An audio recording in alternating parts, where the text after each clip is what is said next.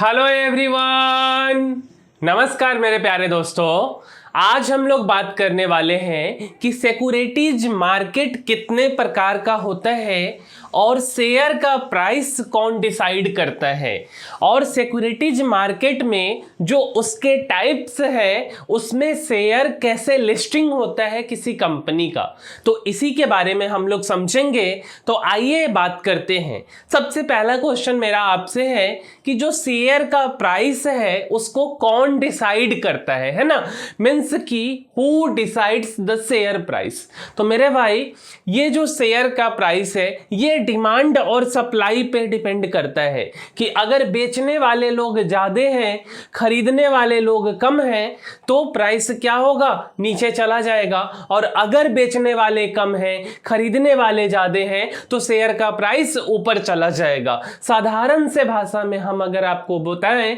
तो क्या होता है कि डिपेंड करता है कि डिमांड कितना है मार्केट के अंदर और सप्लाई कितना है मार्केट के अंदर। ठीक है, अब हम अपने मेन टॉपिक पे आते हैं कि जो सिक्योरिटीज मार्केट के बारे में हम लोगों ने सुना है वो कितने प्रकार की होती है और सिक्योरिटीज मार्केट काम कैसे करता है, क्या उसका फंक्शनलिटीज है ना। तो मेरे भाई सिक्योरिटीज मार्केट दो प्रकार का होता है, एक होता है प्राइमरी मार्केट और दूसरा होता है सेकेंडरी मार्केट। तो सिक्योरिटीज मार्केट कितने प्रकार का हो गया मेरे भाई, तो एक टाइप हो गया प्राइमरी मार्केट और दूसरा हो गया सेकेंडरी मार्केट।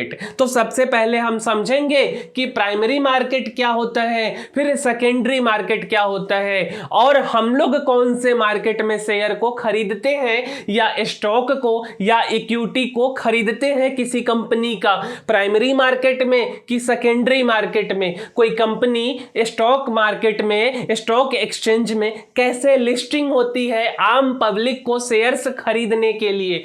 तो यार अभी हाल ही में एक कंपनी है edges Vopak terminals limited, company का नाम है एजिस बोपक टर्मिनल्स लिमिटेड। इस कंपनी का आईपीओ आ रहा है और यार इसी के माध्यम से हम प्राइमरी और सेकेंडरी मार्केट को समझने का कोशिश करते हैं।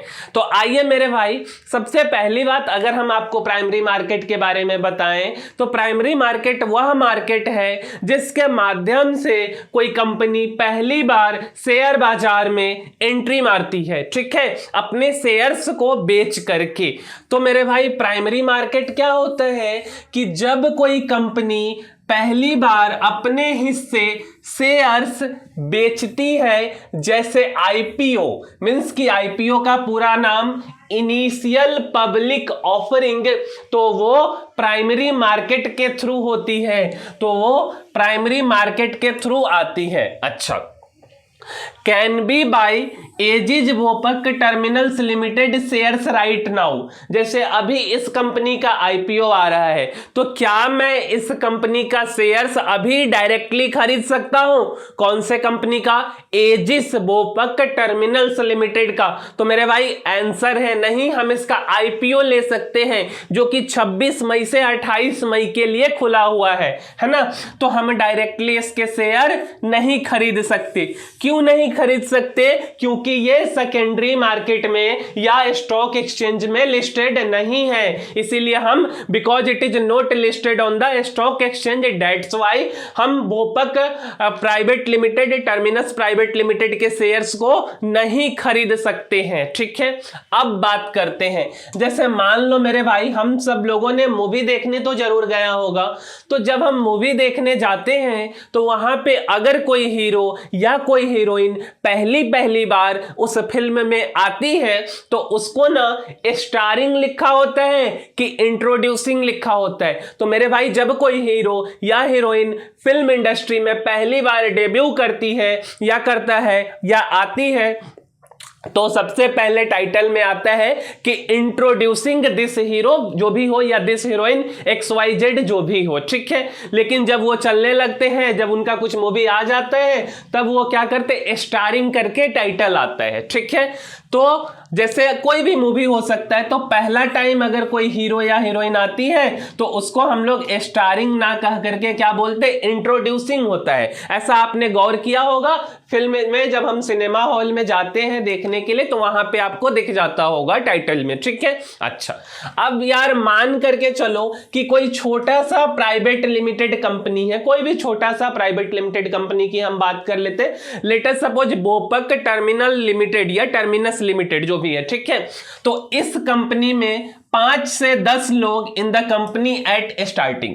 जैसे मान करके चलो ना कि आप ही किसी कंपनी को बनाते हो, तो शुरुआती में उस कंपनी में कितने लोग होंगे मेरे भाई? तो शुरुआती में उस कंपनी में 5-10 लोग, हो सकता है 1 या 2 लोग हो। जैसे आज हम सबसे बड़ी कंपनी, आईटी कंपनी में एक कंपनी है इन्फोसिस, जिसका नाम हम लोग सुनते हैं, तो उस कंपनी को केवल 2 व्यक्ति ने शुरुआत किया था। स्टार्टिंग टाइम में एक रूम से शुरुआत हुआ था, है ना, नारायण मूर्ति जी और सुधा मूर्ति जी ने शुरुआत किया। तो शुरुआत में तो बहुत ज्यादा लोग नहीं होते। उसी तरीके से हम किसी प्राइवेट लिमिटेड कंपनी की बात करें तो उसमें शुरुआती में कितने, हम मान लेते कि 5 से 10 लोग हैं, ठीक है। तो 5 to 10 people in the company, ठीक है। 5 से कितने लोग हैं मेरे भाई? तो 5 से 10 लोग in the company at the starting, जब कंपनी का शुरुआत हुआ, ठीक है। अच्छा, पब्लिक हमें पैसा देगी, देन कंपनी बदले में शेयर्स देगी, है ना। पब्लिक अगर हमें पैसा देगी, अगर जो भी कंपनी में हमने क्या किया है, पैसा लगाया है, तो बदले में हमें कंपनी से क्या मिलेगा? शेयर मिलेगा, ठीक है।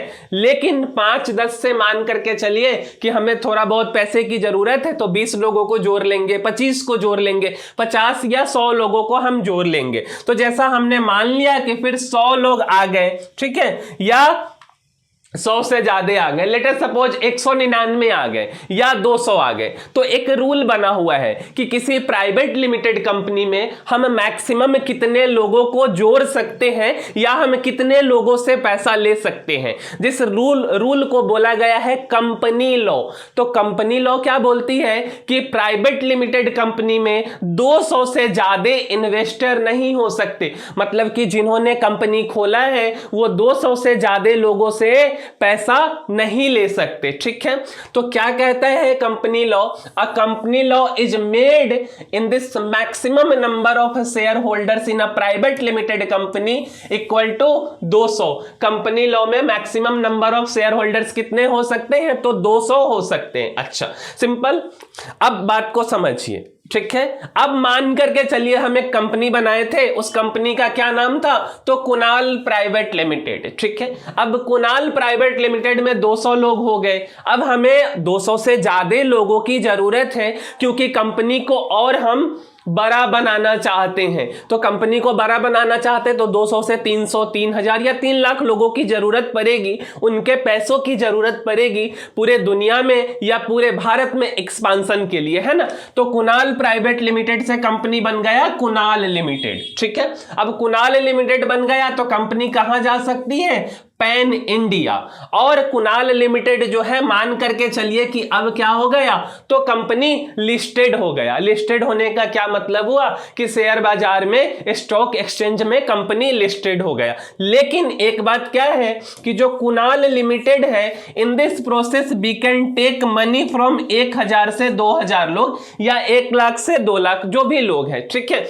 और उसके बाद भी आपको तो पैसा की जरूरत पड़ती रहेगी, क्योंकि कंपनी है यार। एक छोटे से परिवार को चलाने के लिए पैसा का जरूरत पड़ता है। कंपनी मींस बहुत बड़ा परिवार, बहुत से लोगों को सेवा देता है, अपने एम्प्लॉय को भी, साथ साथ जो उसके प्रोडक्ट बनते उस प्रोडक्ट से देश या दुनिया को भी। तो बहुत बड़ा परिवार है, तो बड़ा परिवार को चलाने के लिए ज्यादा पैसा का जरूरत पड़ता है ना। तो क्या होगा? But the main question is how we can reach to 1000-2000 लोग। अगर हम 50-25 हजार लोगों की बात को छोड़ दें, 1-2000 लोगों तक भी हम कैसे पहुंचेंगे? पहला क्वेश्चन तो यही है। तो इसके लिए एक तरीका क्या है कि channelise a funding process for this we have to approach this stock exchange. मतलब कि मुझे पैसे की जरूरत है और उस पैसे की जरूरत को पूरा करने के लिए मुझे स्टॉक स्टॉक एक्सचेंज को अप्रोच करना पड़ेगा, मतलब कि मुझे उनके पास जाना पड़ेगा। क्या ये बात क्लियर है? ठीक है, तो अब हम बात कर लेते हैं प्राइमरी मार्केट के बारे में, क्योंकि स्टॉक एक्सचेंज में ऐसा तो नहीं है कि आप दौड़ते दौड़ते बीएसई बॉम्बे स्टॉक एक्सचेंज या एनएससी नेशनल स्टॉक एक्सचेंज में चले जाओगे और बोलोगे कि मुझे पैसा चाहिए, ऐसे तो नहीं करोगे। हर चीजों का एक प्रोसीजर है। तो कंपनी स्टॉक एक्सचेंज में लिस्टिंग होने के लिए प्राइमरी मार्केट के थ्रू जाती है। तो अब हम बात करेंगे कि प्राइमरी मार्केट में आखिर होता क्या है।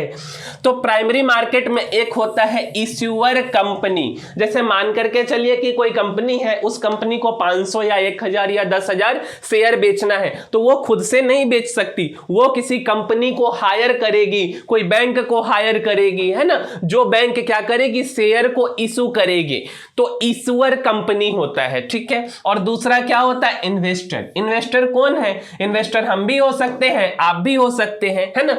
तो इश्यूअर कंपनी क्या करेगी, इन्वेस्टर को शेयर्स देगी, और इन्वेस्टर क्या करेगा, हम या आप इश्यूअर कंपनी को, जो कंपनी शेयर इशू करे उसको पैसा देंगे। जैसे एग्जांपल के लिए अभी एक कंपनी है जो कि प्राइमरी मार्केट के थ्रू शेयर बाजार में आ रही, एजिस बोपक टर्मिनल्स, है ना। तो वो किसी को हायर की होगी, जो कंपनी होगी इश्यूअर कंपनी, और वो क्या करेगा, इन्वेस्टर को शेयर्स देगा, बदले में उसको क्या मिलेगा, तो पैसा मिलेगा। अच्छा, इसमें प्राइमरी मार्केट में क्या होता है मेरे भाई कि always first money will be received, मतलब कि प्राइमरी मार्केट में क्या होता है, पहले आपको पैसा देना होता है, ठीक है, पहले आपको पैसा देना होता है। क्या मुझे पहले शेयर्स मिलता है? आंसर है नहीं, but note firstly shares will be received, पहले आपको पैसा देना है फिर आपको शेयर मिलेगा, है ना। लेकिन इसमें भी 3-4 दिनों का समय लगता है। तो मान करके चलिए जो भी एप्लीकेशन मनी है या अलॉटमेंट मनी है, जो भी कंपनी 14 से 15,000 के बीच में, ये राउंड टू राउंड रहता है एक लॉट के लिए। एक लॉट का क्या मतलब हुआ कि कुछ नंबर ऑफ शेयर्स फिक्स होते हैं कि इससे कम शेयर आप नहीं खरीद सकते। उस शेयर्स का कीमत डिवाइडेड बाई 14,000 या 15,000 equal to number of shares, ठीक है, उसी को लॉट बोलते हैं। तो एप्लीकेशन मनी या अलॉटमेंट मनी आपको लगभग 15,000 के आसपास देना पड़ता है, 14 से 15 के बीच में, फॉर एक लॉट। अच्छा, primary market, it is the direct transactions between issuers company and the investors. मतलब कि प्राइमरी मार्केट में क्या होता है, तो डायरेक्ट ट्रांजेक्शन होता है, किसके किसके बीच में, तो इश्यूअर कंपनी के बीच में और इन्वेस्टर के बीच में। एक डेफिनेशन के तौर पे लिख सकते हैं आप, है ना, क्योंकि मेन बात तो मैंने आपको समझा दिया। और प्राइमरी मार्केट को is also known as new issue market. Primary market को हम एक नए नाम से भी जानते हैं, और नया नाम क्या है, तो न्यू इश्यू मार्केट। नया नाम क्या है, new issue market. Primary market को हम लोग इस नाम से भी जानते हैं। अच्छा, A company comes with an IPO, initial public offering through primary market। कोई कंपनी IPO लेकर के आती है, कौन से मार्केट से, तो प्राइमरी मार्केट के थ्रू। IPO का क्या मतलब हुआ, इनिशियल पब्लिक ऑफरिंग। साधारण भाषा में कोई कंपनी अपना शेयर बेच करके पैसा जुटाती है और इसी को IPO बोलते हैं, और वो प्राइमरी मार्केट के थ्रू होता है। अब मान करके चलो कि कंपनी है एजिस बोपक टर्मिनल, ठीक है, मई 2025 में ये कंपनी अपना आईपीओ लेके आ रही। तो प्राइमरी मार्केट यहां से आईपीओ लेके आएगी, उसके बाद ये लिस्टेड हो जाएगा कहां पे, तो नेशनल स्टॉक एक्सचेंज या और बॉम्बे स्टॉक एक्सचेंज में। अब बीएसई का पूरा नाम होता है बॉम्बे स्टॉक एक्सचेंज, और एनएससी का पूरा नाम नेशनल स्टॉक एक्सचेंज। अब यार बॉम्बे बीएसई तो मुझे लगता है कि बॉम्बे में है ना, बट एनएससी में कंफ्यूजन होता है, नेशनल है तो नेशनल कैपिटल दिल्ली है, तो हम लोग ऐसा सोचते कि एनएससी कहां होगा, दिल्ली में, बट ऐसा नहीं है। बीएसई और एनएससी दोनों हमारे देश की आर्थिक राजधानी मुंबई में है ना। तो यार बॉम्बे स्टॉक एक्सचेंज और नेशनल स्टॉक एक्सचेंज कहां है, बॉम्बे या मुंबई में है, ठीक है। अब देखिए 26 मई 2025 से 28 मई 2025 को इस कंपनी एजिस वोपक टर्मिनल्स का आईपीओ ओपन हो रहा। अब आई विल गिव 235 रुपया इसका प्राइस रखा गया है मैक्सिमम, और 63 शेयर्स आपको लेना है। तो 14,805 रुपए होता है, इसको मल्टीप्लाई करोगे टू द इश्यूअर्स कंपनी, मतलब 14,805 रुपए आपको 63 शेयर खरीदने के लिए इश्यूअर कंपनी को पे करना पड़ेगा, जिसको हम क्या बोलते हैं, आईपीओ बोलते। ठीक है, क्लियर है? क्या हम 63 से कम शेयर खरीद सकते? आंसर है फिलहाल नहीं। जब ये कंपनी शेयर बाजार सेकेंडरी मार्केट में आ जाएगी तब आप खरीद सकते। ठीक है, अच्छा, क्यों हम इतना पैसा देंगे? तो for shares of this company. ठीक है, इतना पैसा क्यों देना है? Shares of this company. 3 से 4 दिन लगेगा आपको पैसा देने के बाद में। ऐसा नहीं कि आज आपने पैसा दिया और आपको शेयर मिल गया। अगर वो आपके नाम से आईपीओ अलॉट होता है, क्योंकि ये लकी ड्रॉ की तरह है, हर लोगों को आईपीओ नहीं मिल पाता है जब सब्सक्रिप्शन ज्यादा हो जाता है। तो आप जब पैसा दे देंगे तो 3 से 4 या 5 दिन भी लग सकता है रफली, ऐसा कोई फिक्स ये नहीं है, डेडलाइन नहीं है। तो एडमिन प्रोसेस में, मींस एडमिन प्रोसेस का क्या मतलब हुआ, किसने पैसा दिया, किसने नहीं दिया, क्या पैसा मेरे अकाउंट में आ गया कि नहीं आ गया, इन सारे चीजों को चेक करने में। तो एडमिन प्रोसेस में 3 से 4 दिन लगेगा, फिर शेयर आपको अलॉट हो जाएगा। ठीक है, अब ये प्रोसेस बीएसई और एनएसई के थ्रू नहीं हुआ है। शेयर अलॉटिंग का प्रोसेस बॉम्बे स्टॉक एक्सचेंज या नेशनल स्टॉक एक्सचेंज के थ्रू नहीं हुआ, ये प्राइमरी मार्केट के थ्रू हुआ है, ध्यान रहे। ठीक है, जब कंपनी लिस्टिंग हो गई तब आ गया ये सेकेंडरी मार्केट में। क्या प्राइमरी मार्केट में बीएसई एंड एनएसई इन्वॉल्व है? तो मेरे भाई एक आंसर है बहुत बड़ा सा नो, कि प्राइमरी मार्केट में बीएसई बॉम्बे स्टॉक एक्सचेंज और NSE national stock exchange involved नहीं है। ठीक है, इसमें किसके कौन कौन इन्वॉल्व है? तो इश्यूअर कंपनी और इन्वेस्टर इन्वॉल्व है। ठीक है, अच्छा, 3 से 4 दिन के बाद में आपको शेयर क्या हो गया, अलॉट हो गया। मींस शेयर जो है अब ट्रेड करने लगा बॉम्बे स्टॉक एक्सचेंज और नेशनल स्टॉक एक्सचेंज में। अब हम बात कर लेते हैं सेकेंडरी मार्केट के बारे में। प्राइमरी मार्केट का इतना ही रोल है कि शेयर को लिस्टिंग करा दे बीएसई और एनएसई पे। ठीक है, अब लेटेस्ट सपोज कर लो कि एक नाम हमने लिया है राहुल और दूसरा मान करके चलिए कि राम है। ये राहुल भी इन्वेस्टर है और राम भी इन्वेस्टर है। राहुल के पास में शेयर है, राहुल आईपीओ में पैसा लगाया उस कंपनी के और राहुल को आईपीओ मिल गया, मतलब शेयर मिल गया। और कितना शेयर है? तो राहुल के पास में लेटेस्ट सपोज कि 63 शेयर है। राहुल इसमें से 10 शेयर बेचना चाहता है। राहुल इसमें से 10 शेयर्स को क्या करना चाहता है? राम को या किसी को XYZ को बेचना चाहता है। बदले में राम क्या करेगा? तो पेमेंट करेगा, वो पैसा राहुल को मिलेगा और राम को क्या मिलेगा? तो शेयर मिल जाएगा। बट ये जो ट्रांजैक्शन हुआ है, ये ट्रांजैक्शन कहां पे हुआ है? तो सेकेंडरी मार्केट में हुआ है। ये ट्रांजैक्शन कहां हुआ? सेकेंडरी मार्केट में। सिंपल भाषा में बीएसई और एनएसई क्या है? तो मेरे भाई बीएसई और एनएसई दुकान है, उस दुकान पे क्या मिलता है? तो जो कंपनी शेयर बाजार में लिस्टेड है उस कंपनी का शेयर्स मिलता है। ठीक है, तो पहली बार इंट्रोड्यूसिंग का यहां पे क्या मतलब हुआ? तो प्राइमरी मार्केट, और स्टारिंग का क्या मतलब हो गया? तो सेकेंडरी मार्केट। जैसे हमने आपको क्या बताया था कि कोई हीरो पहली बार आता है तो उसको इंट्रोड्यूसिंग बोलते, तो कोई प्राइमरी मार्केट इंट्रोड्यूसिंग हो गया और कोई ऑलरेडी हीरो है, बहुत सा फिल्म आ चुका है, स्टारिंग, तो सेकेंडरी मार्केट स्टारिंग हो गया। सेकेंडरी मार्केट को अगर एक डेफिनेशन लिखना चाहे तो it is also known as securities stock exchange, या सिंपल भाषा में इसको हम लोग स्टॉक एक्सचेंज बोलते। ठीक है, तो यही है हमारा सेकेंडरी मार्केट। तो मेरे भाई ये अपना लेक्चर नंबर 6 था। तो इस वीडियो में इतना ही, और अगर आपको मेरे वीडियो से थोड़ा भी वैल्यू एडिशन मिलता है तो इसको लाइक, शेयर और सब्सक्राइब करना नहीं भूलिए। मिलते हैं अगले वीडियो में, तब तक के लिए धन्यवाद।